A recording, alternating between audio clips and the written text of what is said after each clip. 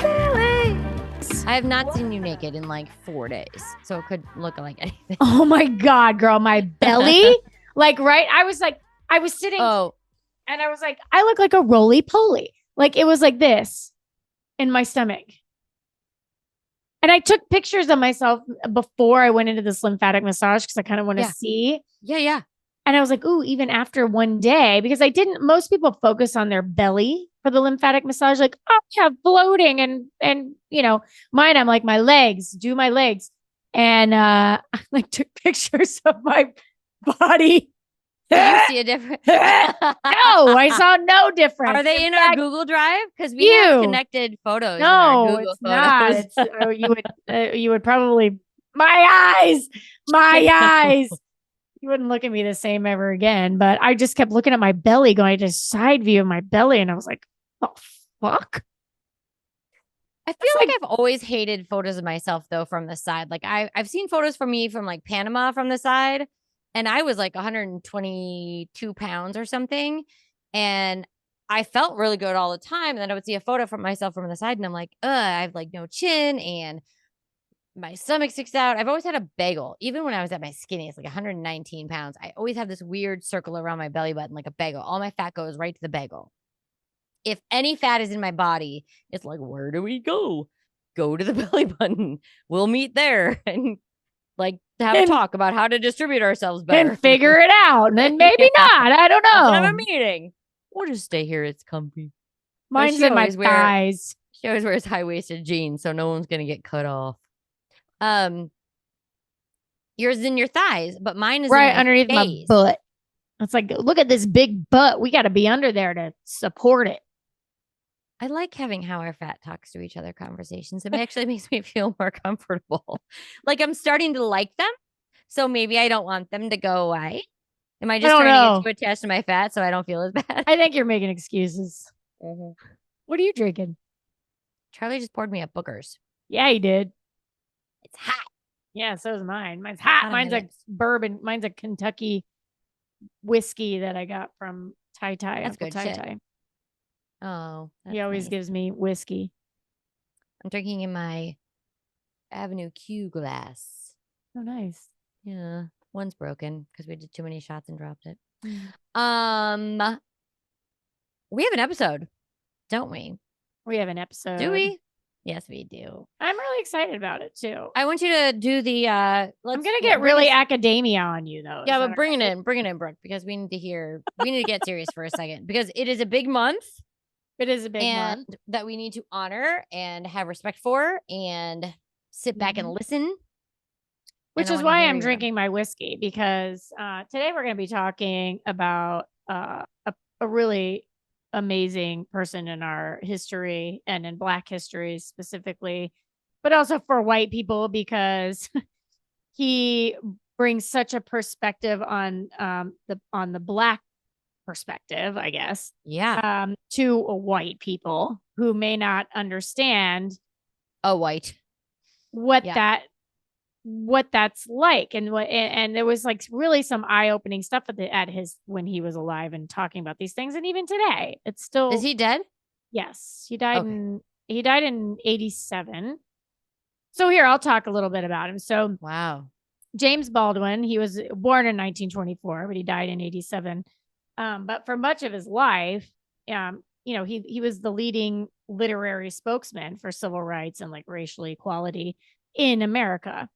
But during these civil rights movements, he was one of the most outspoken and eloquent advocates. You can go online and see a lot of his talks. He was on a lot of talk shows. He's amazing. He's freaking amazing.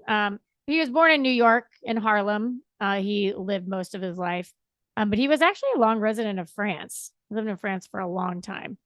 He died there too, actually. But he go ahead. I'm going to say a bad joke, and now's not the time. Okay. You're so me 90% of the time we talk. Just like, where you're like, what, Brooke? What? And I'm like, you don't want to say. We'll get there eventually when now's not the time. Pour me another drink. No. One needs to know when it's not the time. But he first attracted critical acclaim with one of his books. Well, actually a couple of his novels, but Go Tell It on the Mountain was his first one. Oh yeah. And it was kind of autobiographical about he grew up in the church, basically, in like a Pentecostal church in Harlem. His stepdad or dad was a preacher, and he actually in his youth became a preacher. He then since like pulled away from that, but that book, Go Tell It on the Mountain, it was I think 1953. Yeah, 1953 is when it came out. It draws on his past as a teenage preacher in a Pentecostal church. And then Giovanni's Room was in 1956, and I read that, and that book is amazing. Really?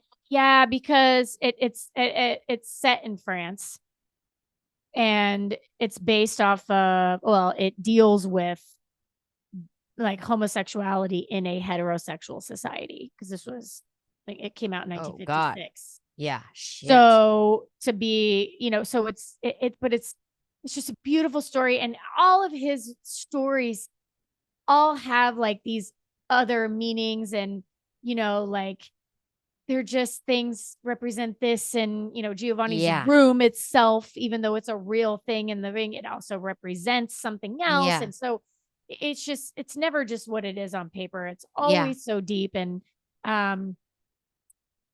really interesting. But some other works, he had some novels, Another Country, If Beale Street Could Talk. He wrote a couple plays, one of them being Blues for Mr. Charlie and The Amen Corner. But he's best remembered as an essayist, really. And one of the ones that I even read was The Fire Next Time, which came out in 1963, which deals with him like having to look at being what the church in the Pentecostal church, how they claim that they're for the people and whatever, but really, even though it was a black church, that they also like oppress anyone who's not them. And this is when he kind of met, like, he got into Islam a little and got interested in that, and it kind of started him breaking away from the church. But it's just really, really interesting. Notes of a Native Son, Nobody Knows My Name, No Name in the Street, and then The Price of a Ticket were some of his novels. But this story we're going to talk about today was actually a short story. Which was good, because I have not read James Baldwin, but it was a very good introduction to him. It was easy reading, but it was, like you said, even as a new reader of it, I felt like it's so descriptive, but not in like a fucking Stephen King kind of way where everything is like every adjective is said in one sentence. It was so descriptive in the way that he talks about certain things. He draws you a picture of it. And even as a white girl reading it, it made me understand or see so the many world. Things. And thinking about that it was written so long ago and where we've come and how many things, like how now the civil rights are back in, which should have been, but back in our forefront of our culture. We're like, no, things weren't solved. We're not done here. Did we name the book? The book is Sonny's Blues. Sonny's Blues. The short story. And it came out in 1957. Man. Yeah.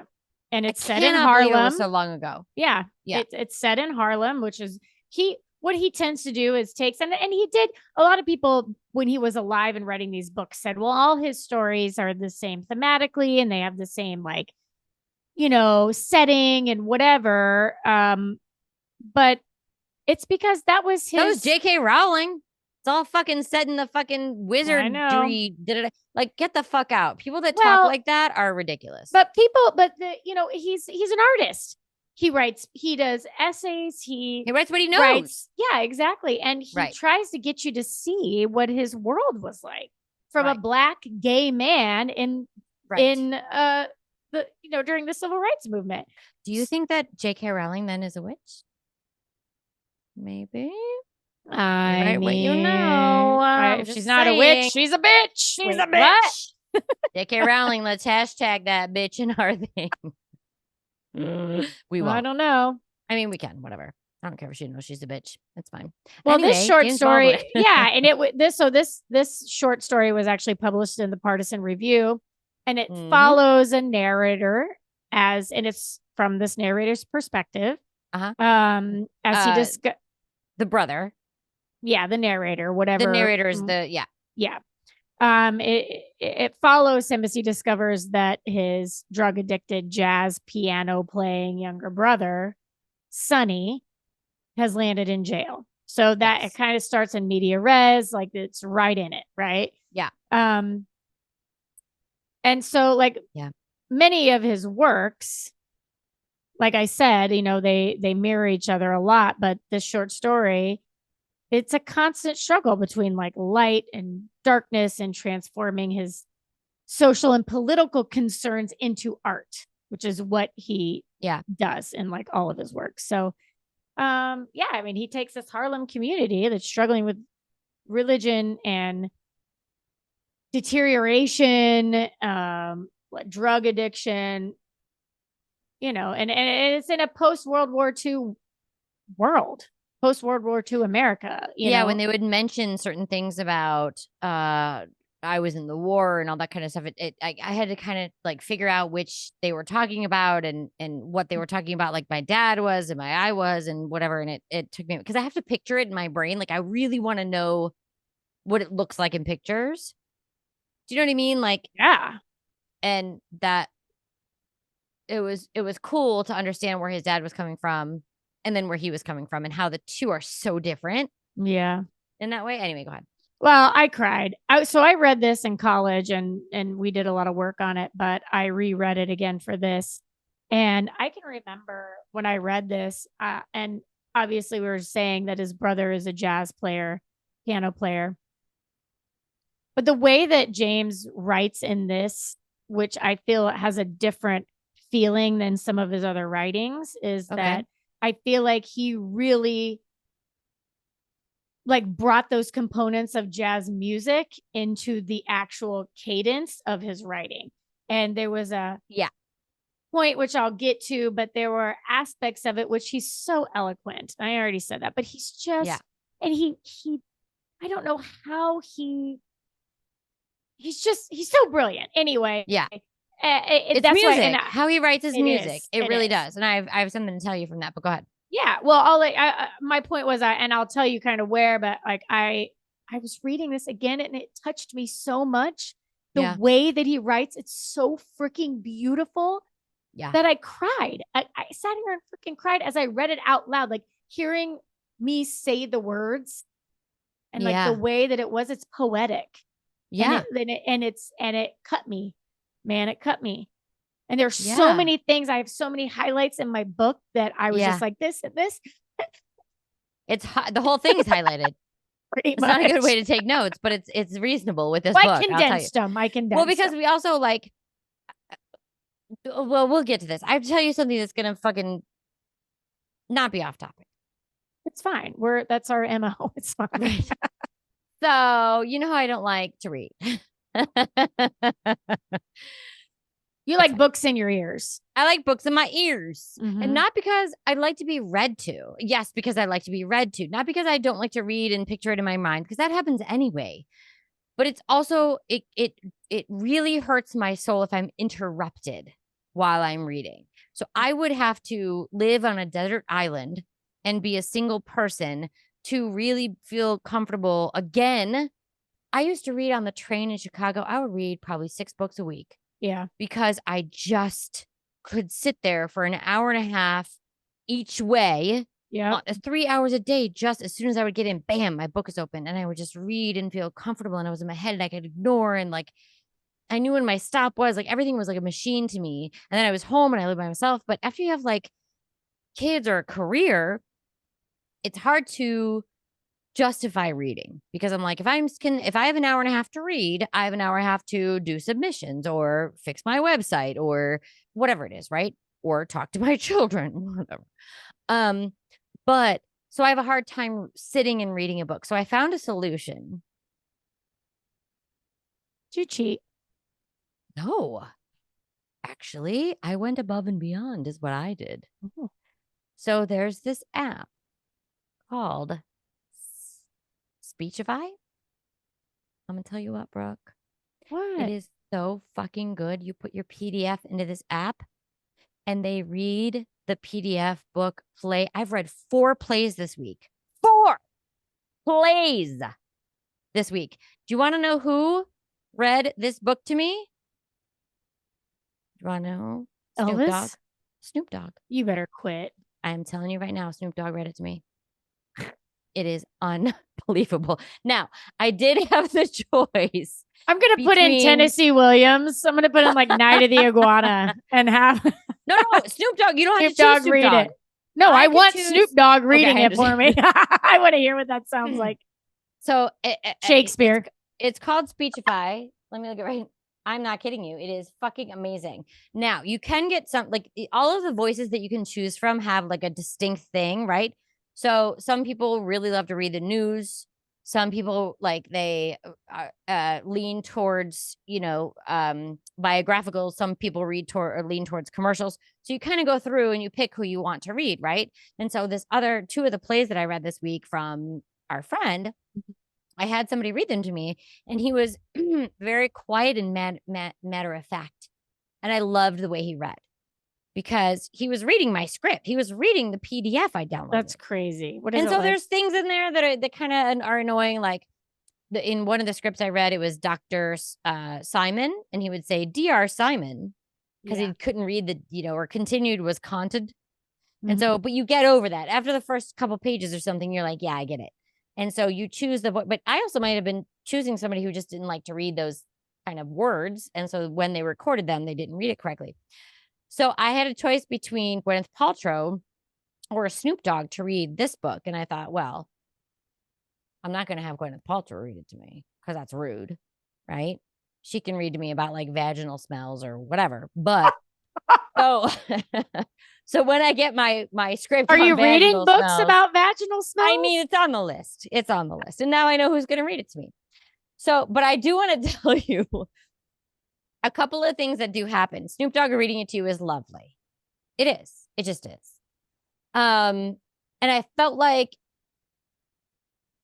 I don't know. I mean, he has a sweet voice anyway, but there were a couple of moments that kind of threw me that made me like giggle because I realized I was listening to Snoop Dogg. Like in that moment, I was like, I forgot I'm listening to James Baldwin, which is like making me cry and emotional and like connecting as a mother to like listening to her son about what he really wants and needs and how am I not listening in the right way and all these things that is so poetic through this book, right? Like the family issues of really listening to someone and what they want and what you want for them or what you think is best for them and all these things.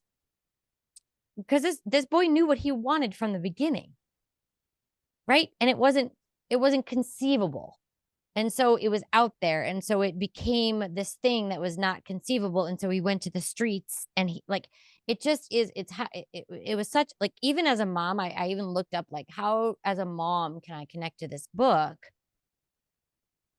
And it made so much sense to me because James Baldwin writes for everyone. Yeah. Even though it's, a very specific genre, he writes for if you're really listening, you hear the music and you hear what he's really talking about for everyone. Which is literal. Like, yeah. And in this story, the whole point is you hear it. He even says it. Like you're not hearing, when you're hearing the music, you aren't even really hearing, you're hearing what you need to hear, which is much like what, when you go to an art gallery, that's the thing. You see what you need to see in that art. Doesn't mean that that's what the artist was putting. It doesn't matter. That's the point, right? So it's the artist and their anguish and what you can't even understand what they're going through. But because when you break through on your own, then there's triumph in the musician. Yes. Or the artist, right? Which luckily it was blues and not jazz because I can't fucking stand jazz. But I love get the blues. Out of here. I know, but jazz is scales. I know. You better quit. But it's scales and then it's a riff and then you come back to the scale. It's a scale and then Oh, you better quit right now. I know. I love you that you love jazz. I love it. And if this is gonna break us up, it's gonna have to happen. I love the blues. I love people jamming and like finding the rhythms with each other. But there's a difference in jazz where, for me, jazz feels like scales and then exposition. It feels self-indulgent. And for some reason, blues doesn't. Blues feels inward.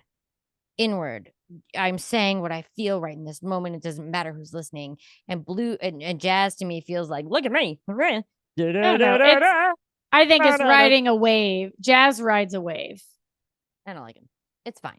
That's Maybe fine. I haven't heard good jazz. I mean, I've heard good jazz musicians. You need to listen to JD Beck and Domi. JD Beck and Domi. I'm gonna put in our hashtag. They're young. No, I like them. They're amazing, and different. That's new jazz. That's new jazz. Yeah, that's but they're old. I like them, but they're so yes, that's young new jazz, and actually Anderson .Paak signed them to his record label. JD Beck, and then so JD Beck is one, and Domi Domi is the other. So it's two. It's a boy and a girl. Okay. And they're actually physicists. They're actually like, we talked about this on cams, and Charlie looked it up. Yeah. And he was like, listen to this. And it's so good. It's amazing. But it's new jazz. It's not like new age jazz, like in the elevator new age jazz. It's new jazz. It's like, yeah, but they're taking technique. The same technique. I love technique. And I don't like exposition. It's weird. It might I've just been to be a lot of jazz clubs though too. That's exactly right. Yeah, because I used to go to jazz clubs in Chicago, off of Sheridan or Clark. I can't remember. There was this amazing jazz club, and every time we went in there, people were like listening hard and whatever. And I was like, they're doing scales. Like this is so people showing off their scales and interrupting each other and whatever. But I like the Grateful Dead. And that's exactly, they literally, you play the song and then they go off on this whole jam. Yeah, but I like Yellow Tango. Yellow Tango does the same thing. You don't know where they're going. You actually forgot what the damn song they were playing was until they bring it back at the end and they're like, oh, yeah. But it's kind of that's the thing. I might not be educated in it enough. That might be it. And that I'm fully comfortable saying that because I also feel like people that are not educated in something enough will very quickly hate it and then be like, blanket, bleh, I hate it. So I have to educate myself on it. I'm comfortable with that. You can educate me. Back to Snoop Dogg and the book. It's fun. So Snoop Dogg, there's a couple of moments in the book, and I actually want to find one for you because, or maybe I have to put it in later because I don't know if I can find it right in this moment. But the brother says, "Oh, I want to become a GI," and the brother is like, "Ah, no, you're not." Huh? Sonny. So Sonny and narrator go that way. They're brothers. Yes, Sonny and narrator go that way. Do we know narrator's name? I don't think so. Isn't that funny? Yeah. I felt like, and it's all his thoughts. Well, yeah, I know. I felt like I knew him just as well as Sonny, and it was nice that I now realizing I don't even know his name. Mm-hmm. That's incredible, and I'm just as connected to him. So he was talking about how he wanted to become a GI, and Snoop Dogg says, "Well, maybe I can play a minute for you. I don't know if I can play the. Let me know if you can hear this." Like the style side. And my mother rocks a little from the waist, and my father's eyes are closed. Everyone is looking at. Can you hear that? The child can't see. So he'll talk in his way, like Snoop Dogg way, and then but he doesn't know how to figure out the letters of GI. So he went, and so my brother wants to be GI, and like he just like kept going on and on, and I was like, oh, that was amazing, GI. Like he just leaned into it. You know what I mean? It was so cool. And so I knew it was obviously because he's like computer generated Snoop Dogg, but I loved it. And you can pick so many different readers. So I'm just saying it's called Speechify, which now I'm saying everything in Snoop Dogg way. Speechify. SPEECHIFY. Speechify. Speechify. But you can pick your reader. And you don't have to do a celebrity or anything. You can do actual, like, just regular, like, I want a British girl to read this because it's blah, blah, blah. Or I want somebody who reads the news, or I want somebody, but it's really cool. That is awesome. Anyway, so I did actually get to listen to the James Baldwin book with, I mean, dog if reading you're it to gonna me. do it. Right?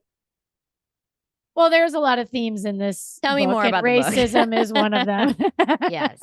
Tell me more. But not like blatant racism, like, oh, this white guy, you're in the wrong neighborhood. No, it's more No. about like how Black people at that time dealt with the pain and the struggle that they were going through. And he does it in such a beautiful way, as I've said before, but he just does, because he doesn't come out and say it.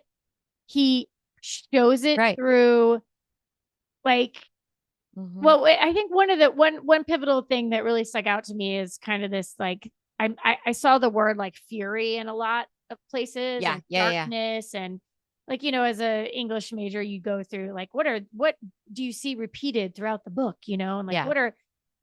but he talks about, because the narrator is a school teacher. So he talks about like And the he's the fear brother of Sonny. of Sonny. Yeah. Yes. So, and I think Sonny's about 7 years younger than him or something like that. Like there's an Yeah. age gap between Yeah. them.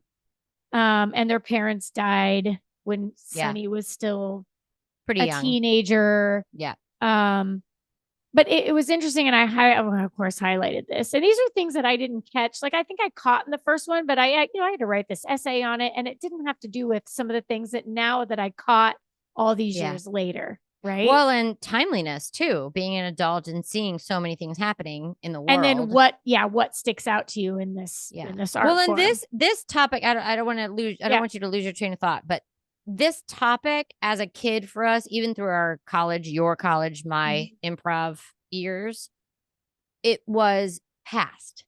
Yeah. In our brains, for some reason, it was past and it was history. Mhm. And now reading this book, it's present. It's present tense. Yeah. And so it was amazing to read now because it wasn't a history book. Yeah. And I not only can relate to it as a white person, as a mom, but I As can a mom. also, Yeah. I can also relate to it, especially as a biracial family. Yeah. But as a woman who is experiencing all of these things that are happening to Black people in our time, that was supposed to Still. be gone. Right. That was supposed, it was still. Well, yeah, and this is one of the things that stood out to me. He said in the very beginning of the book, he was like the students learn their limitations. Yeah. And so when they're learning, they're educated, and they realize what, because of the color of their skin at that time, what their limitations were because of it. Yeah. They like moved to destructive things, right, to find comfort. They're being educated and they're not able to pursue it because it's over. You can learn all of these beautiful things, but you can't use them anywhere. Yeah. So one of the quote, he said, these boys now were living as we'd been living then. They were growing up with a rush, and their heads bumped abruptly against the low ceiling of their actual possibilities. Isn't that fucked up? And so that's just like a reflection of Sonny, right? Mm-hmm. Which I found interesting, because after their mother died and their father was already dead, and the narrator came back he was also in the military, and he came back and had to deal with this teenager now who didn't have a mom or a place to live or whatever. And this goes back to kind of what you were saying, but he said, when he was a teenager, before he hit the ceiling, right? Yeah. Sonny, he said, hold on, let me get it. It's on page 80. He said something like, much to what you were talking about, like, I know what I want to be. He knew. I want to be this. He knew. And I want to be a jazz musician. And no, he said, and then the narrator says, well, Sonny, I said gently, people can't always do exactly what they want to do. And Sonny said, no, I don't know that. And it surprised him. It says, I think people ought to do what they want to do. What else are they alive for? Mm. But that was before he had hit the ceiling of knowing his limitations, Yeah. right? Yeah. I don't know. I thought that was so telling. And Yeah. then also going back. So then, he does have to live with the narrator's wife's family while he's at war. And he ends up landing in Greenwich Village with all these artists. He wasn't going to school. He was just living in jazz records, living on the piano, like living with these artists. Where his soul took him. He wasn't, because his parents were gone, he didn't have the ability to have the ceiling on his head quite yet, right? And so even though his dad told him these things when he was younger, because of what happened to the dad's brother, Sonny didn't get this information. His brother did, but he didn't necessarily. And so he still had these things where he was like, bye-bye, the possibilities, and nothing seemed unattainable until people put the lid on him. And what's cool too is like you if you read about James Baldwin, like he himself lived in Greenwich Village with artists and all these things. So when he's talking about where he found Sonny in this apartment with like 10 people, and that, they were using a daze, which obviously he was on something. Heroin. I think heroin was big heroin. back then. They talked about what heroin. Yeah. The friend talked about heroin. Yeah. Yeah. So, I mean, that Sonny, that James Baldwin saw that, and like, that's what he pulled from, right? Yeah. His life. But then it was cool too that he explains again why people cover their suffering. He said, like, everybody tries not to suffer. This is what Sonny says when he comes back from jail after being in prison. Yeah. And the narrator brings him into his home after, by the way, the narrator lost his daughter, his 2-year-old daughter, to polio. Brings his brother back in. His brother's clean and sober at this point. But they finally start talking for the first time. As adults. After like a couple weeks of him being in the house. Yeah. Even. Yeah. And he says, everyone tries not to suffer. He said, you're just hung up on the way some people try because it's not your way. Right. And then he responds, no, I just care about the way you suffer. So. That's what's, go ahead. No, yeah, please. No. Because that's what's incredible is that the actual listening to each other of both of them are right. Yeah. And that's what's the hardest thing about some of the thing, the way that James Baldwin writes too, is nobody's the enemy. Nobody's the bad guy. It all comes out of fear. Yes. He says that so many times. Yeah. His mom's scared. His dad was fearful scared. of what happened He's to his afraid. brother. Yeah. And so, and the only person that's not afraid is Sonny, frankly, because he doesn't feel the ceiling necessarily until he's taken away and he has to go to prison because of whatever. And he knows he's doing bad shit and he knows, but he also is thinking he's so insightful and he's the troubled one, right? Sonny is the troubled one. He's the one that went to prison. He's the one that wanted to be a jazz singer. All of these sound like a fucking mess, right? Like if you look at it as somebody you want to raise, they want to be a musician. Are you fucking kidding me? And then they're failing out of school and then they go to prison. Like this is a failure. Yeah. And Sonny is the actual only one who in a way is insightful about things like all the way through. People don't suffer in the same way, but we all suffer. It's okay to suffer. We're all just struggling to figure out our own way, and we listen to each other, and we can't judge each other through these things. And I didn't highlight those moments, and I wish I would have, but I'm not. Well, you see it even in. So he explains when he's looking out, when the narrator's looking out his window in Harlem on the boulevard. Yeah. He even reflects on his mother.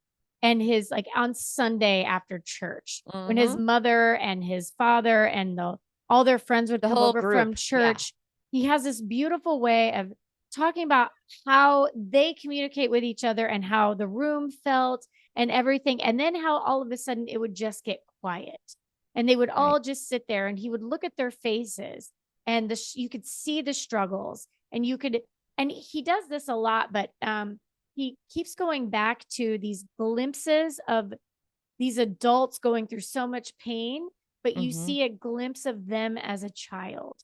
And when Mhm. that happens, and in this Mhm. particular story, When they're witnessing it, yeah. when he sees that glimpse of that child within these broken people, Yeah. it's when they're listening to music. So Yeah. like when he was looking out the boulevard, and or at one point, and there was a woman in a bar, Yeah, and yeah, she's a yeah, yeah. mess, but Yeah. she works there and she's sweeping, and then the jukebox, there's like a song on, and she's kind of got a little childish grin peeking Yeah. through, like what she was when she was a child, what the music does to her. And then the jukebox switches songs and she like shifts visually Yeah. until the music comes back on, and then she gets into a groove again and goes back behind the bar. Or when the church folks are outside singing hymns that everyone in the neighborhood has heard their whole life, Mhm. right? And Mhm. there was one woman who was sitting there listening to it, but she had like a beaten face. Mhm. So there's fury in the home, and like the Right. pain that she goes through, but these songs that these people are singing that they've heard their whole life brings them, for a split second, even a little joy. And yet, Sonny, who finds his happiness through music, which everyone else does too, Yeah. he's looked down upon because that's not a real thing. Because that's trouble. Those people are trouble. You're in a club. But you're looking at everyone around him, even the churchgoers and his father who's troubled because of how he lost his brother, and his mother who's trying to just keep it together, and all these things.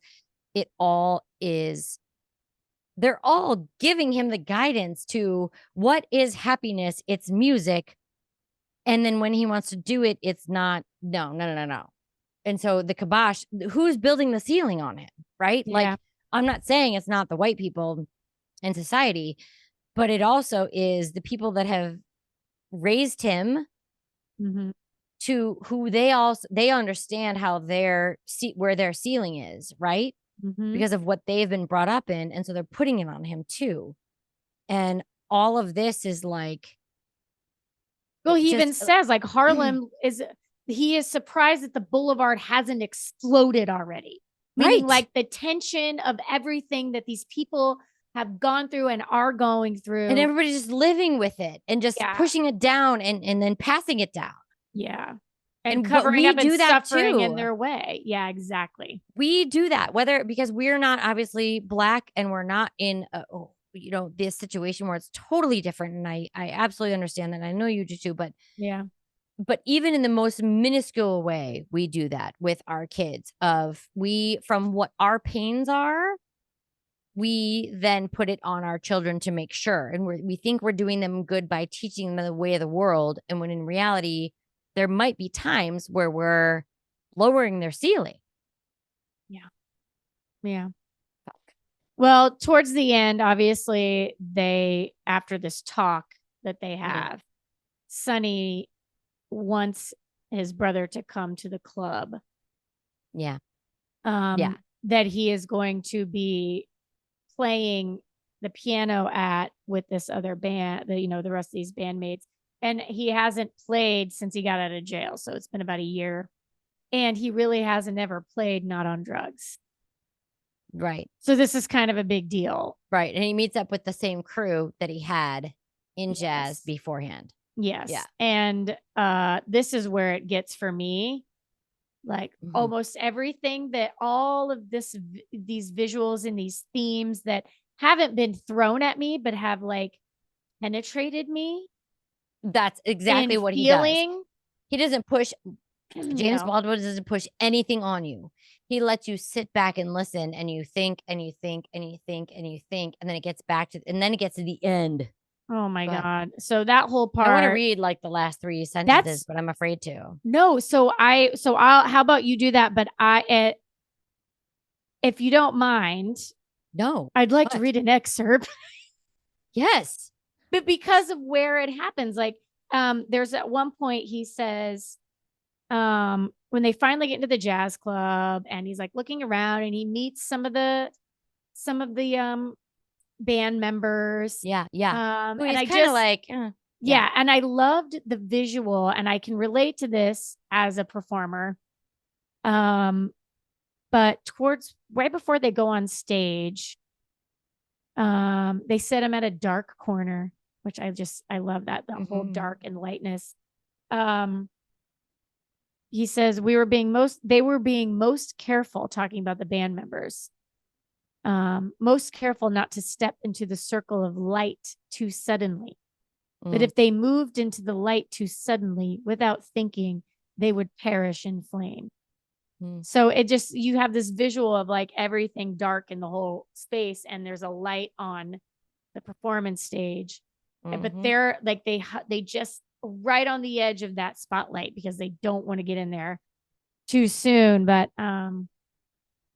he was like, so there they were, and the atmosphere on the bandstand and in the room began to change and tighten, as they got into that spotlight, like the room. And that's when like his whole cadence kind of shifts in this, like, because he tells us like the room tight. And so a lot of the rest of this is just talking about, how the fiddle player led and held the reins and kept them at pace and kept them a certain way until he felt that Sonny was in a place where he got all of that out, like all of that like tension and like uncertainty. And he could go. And then he could let him go. And when he let him go, his brother finally understood his brother for the first time. Because he listened to his music. Because he speaks and listens and hears and learns, and everything about Sonny is through music. And so he says, then they all gathered around Sonny, and Sonny played. For now and again, one of them seemed to say amen. Sonny's fingers filled the air with life, his life. But that life contained so many others. And Sonny went all the way back. He really began with the spare, flat statement of the opening phrase of the song. Then he began to make it his. It was very beautiful because it wasn't hurried and it was no longer a lament. I seemed to hear with what burning he had made it his, and what burning he had yet to make it ours. How we could cease lamenting. Freedom lurked around us, and I understood at last that he could help us be free if we would listen, that he would never be free until we did. Yet there was no battle in his face now. I heard what he had gone through and would continue to go through until he came to rest in earth. He had made it his, that long line of which we knew only Mama and Daddy, and he was giving it back, as everything must be given back, so that, passing through death, it can live forever. I saw my mother's face again and felt for the first time how the stones of the road she had walked on must have bruised her feet. I saw the moonlit road where my father's brother died, and it brought something else back to me and carried me past it. I saw my little girl again and felt Isabel's tears again, and I felt my own tears begin to rise. And I was yet aware that this was only a moment, that the world waited outside, as hungry as a tiger, and that trouble stretched above us longer than the sky. Then it was over. Creole and Sonny let out their breath, both soaking wet and grinning. There was a lot of applause, and some of it was real. In the dark, the girl came by, and I asked her to take drinks to the bandstand. There was a long pause while she walked up there in the indigo light, and after a while, I saw the girl put a scotch and milk on top of the piano for Sonny. He didn't seem to notice it, but just before they started playing again, he sipped from it and looked towards me and nodded. Did you want to read the last? No, go. Keep going. Then he put back on top of the piano. And for me, then, as I began to play again, it glowed and shook above my brother's head like the very cup of trembling, which is a biblical phrase. Yes. But in one of those things, I mean, that's just incredible. Like, what?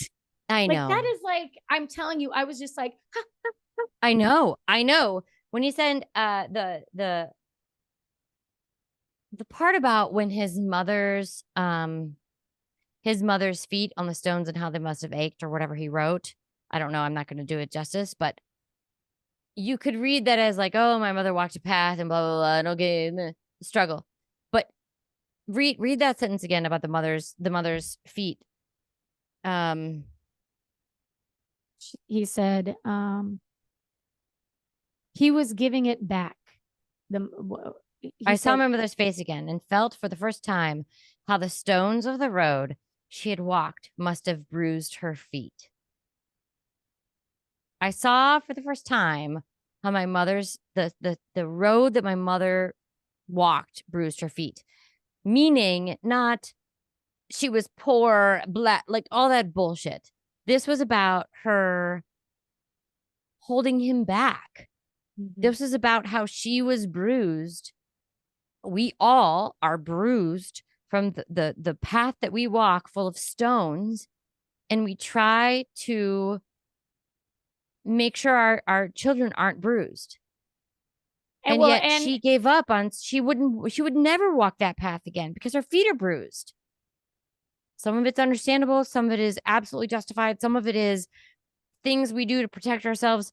And some of it is just things we do to protect our children. And especially a Black man in the 50s that she felt based off of course, the way her, and we you want to talk about your that, children. like, and you have to read the story, but like the way her husband, Sonny, and the narrator's dad's brother died. Mm-hmm. Those were real fears, which still are to this day as we're sitting here watching what was Tyree you can't even, like, I did can't we not even think, understand. Like, did we I thought, like, but I think that's the thing, is we always think it's the last one. But Black mothers right way. now, Black mothers right now, still to this day have to worry about their child. Yes. Still to this day. And I think that this story has so many layers of that, where there is this fear, which again, he uses the word scared throughout this story so many times that's the justification for the protectiveness of learning, of teaching. Well, you don't just get to, and I feel like he's saying at this time in 1957, as a Black man, no, you don't just get to go be a jazz player. Right. You know, you need to go and there's a path you need to take. To be safe. Not to make a bunch of money, not to, and that isn't even the case either, by the way, of being safe. But what is the least path of where you'll die? Right. Don't wear a hoodie over your head. Make sure you don't wear a hoodie and a backpack on your way home from school. Right. Like, that's fucked up. They don't say that in the book, but that's now. Right. But the fact that we still mirror that, that's still, there's those same fears. It's just all fucking stupid. It's just and I can't, insane. And it makes me sick. So this, but he does such a beautiful job in this book, in this short story, of so eloquently showing and making us feel certain ways about that.